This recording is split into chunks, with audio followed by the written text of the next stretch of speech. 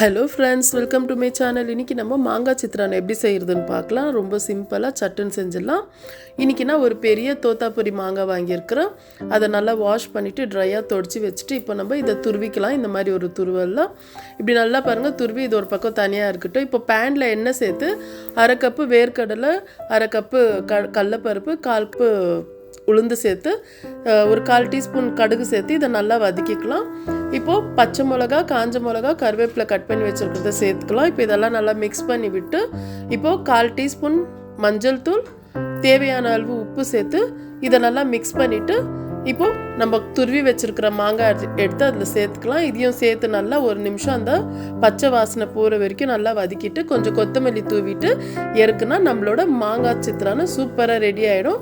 இப்போ நம்ம சாதத்துக்கு எவ்வளோ தேவையோ அவ்வளோ தனியாக எடுத்து வச்சு நம்ம மிக்ஸ் பண்ணிக்கலாம். ரொம்ப டேஸ்ட்டாக இருக்கும். கண்டிப்பாக ட்ரை பண்ணுங்கள். சட்டுன்னு செஞ்சிடலாம்.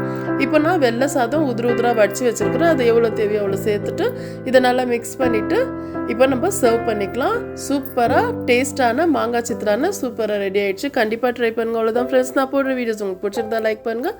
தேங்க்யூ.